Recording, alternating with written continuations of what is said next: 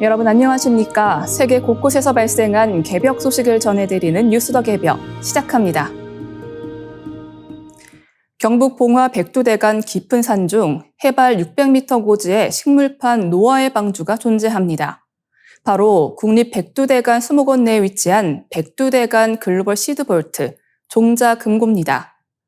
기후위기, 자연재해, 전쟁, 환경오염 등에 대비해 전 세계 식물 종자를 영구 저장하는 국가 보안시설로 노르웨이 스발바르 시드볼트와 함께 세계에 단 2곳뿐입니다. 그중에서도 야생 식물 종자만을 전문적으로 보존하는 곳은 백두대간 시드볼트가 유일합니다. 시드볼트는 외관상 들판 속 거대한 은빛버섯처럼 보이지만 내부는 보안 때문에 GPS에도 표시되지 않는 철통 보안구역입니다. 터널형 구조의 저장고는 지하 깊숙이 파묻혀 있는데 종자 수가 증가할 경우 개미집처럼 터널을 확장할 수 있는 구조입니다. 현재 내부 출입은 국가정보원의 허가가 있어야 하고 촬영조차 위치 정보 수집이 차단되는 등 극도의 통제가 이루어집니다.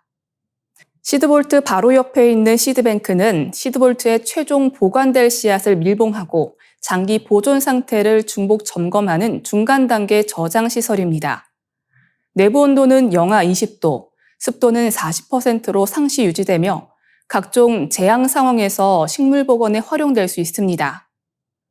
연구진은 야생 식물은 모든 작물의 조상이라며 두매 부추에서 마늘, 양파, 부추가 파생된 것처럼 야생 종자는 미래 식량 위기 대응의 핵심 열쇠라고 강조했습니다. 씨앗은 원칙적으로 꺼내지 않지만 기후재앙이나 멸종 혹은 기탁자의 요청 등 특별한 사유에 한해 반출됩니다. 실제로 시드볼트의 중요성은 점차 커지고 있습니다. 저장 종자 수는 2018년 5만여 점에서 올해 6월 기준 28만여 점으로 약 5.4배 증가했습니다. 이곳은 해수면 상승으로 생태계 붕괴 위기에 처한 피지, 사모아, 도미니카 등 UN 지정 군소도서국의 야생 식물을 보존하는 국제 협력 프로젝트도 추진 중입니다. 연구진은 2050년까지 지구 전체 야생 식물 종자의 30%를 확보하는 것을 목표로 하고 있습니다. 국립농업과학원 등 국내 기관은 시드볼트에 종자를 기탁하고 있으며 누구나 무료로 씨앗을 맡길 수 있습니다. 국립 백두대간 수목원 이규면 원장은 기후재난이 일상이 된 지금 시드볼트는 인류 생존의 마지막 보루가 될 수 있다고 강조했습니다. 세계의 지붕, 산악인들의 꿈의 무대인 에베레스트가 쓰레기로 신음하고 있습니다. 히말라야의 장엄한 아름다움 뒤에 감춰진 충격적 실태가 드러났습니다. 인도 매체 프리프레스 저널은 지난 7월 27일 에베레스트 베이스 캠프의 영상을 공개했습니다. 영상 속에는 버려진 텐트, 로프, 비닐봉지 등이 겹겹이 쌓여 있고 12톤에 달하는 인분 등 폐기물이 산을 덮고 있다는 자막이 붙었습니다. 해당 영상은 소셜미디어를 통해 급속히 확산되며 조회수 400만 회를 넘겼습니다. 에베레스트는 네팔 정부 주도로 쓰레기 수거 작업을 이어오고 있습니다.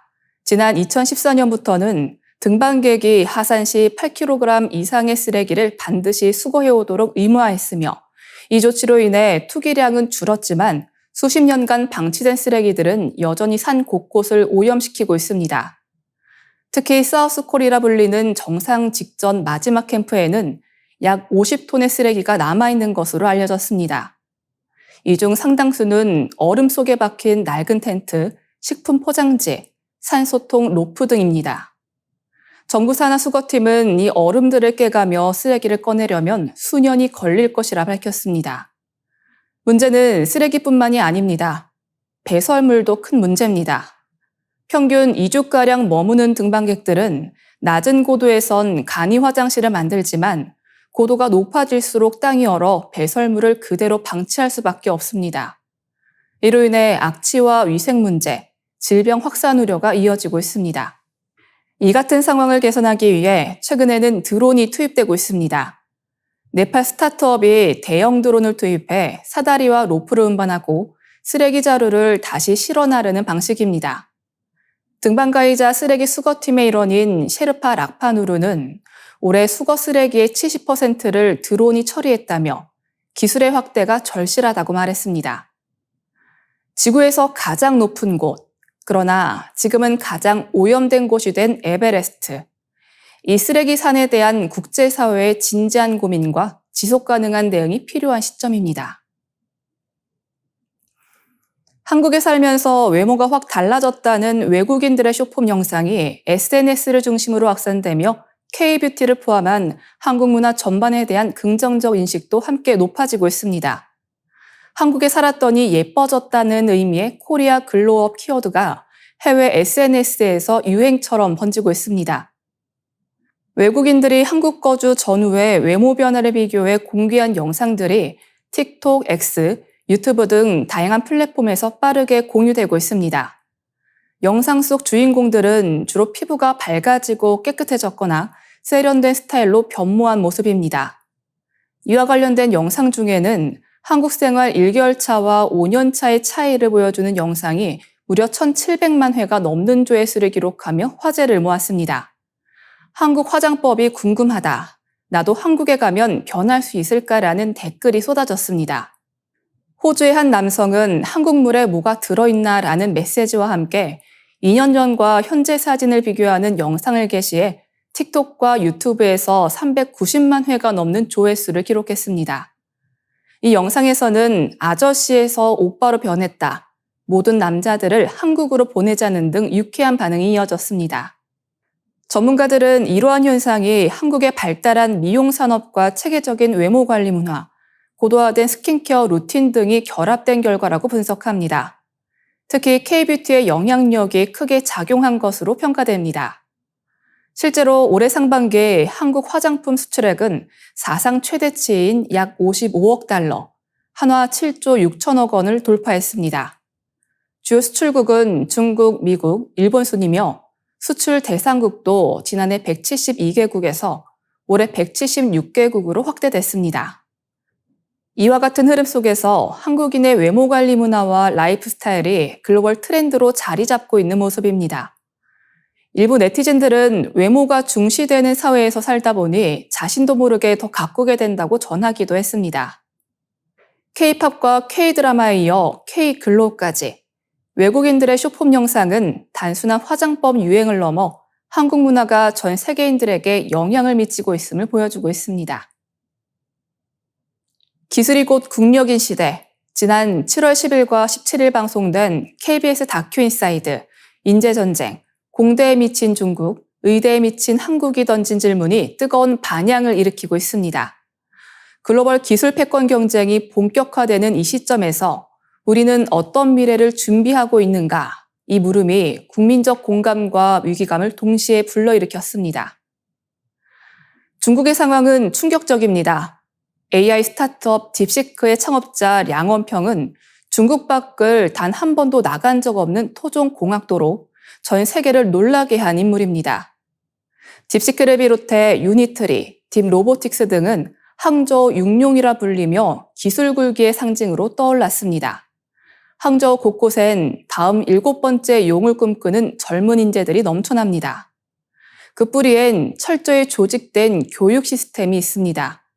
초등학교부터 국가 전략산업에 맞춘 소수 정예 교육이 운영되며 칭화대, 베이징대에서는 야오방과 같은 천재반을 통해 노벨상급 인재를 양성합니다. 정부, 대학, 기업이 한몸처럼 움직이는 체계 속에서 중국은 메이드 인 차이나에서 인벤티드 인 차이나 시대로의 도약을 선언하고 있습니다. 반면 한국의 현실은 정반대입니다. 전국 최상위권 학생들 대다수가 의대 진학을 목표로 하고 있습니다.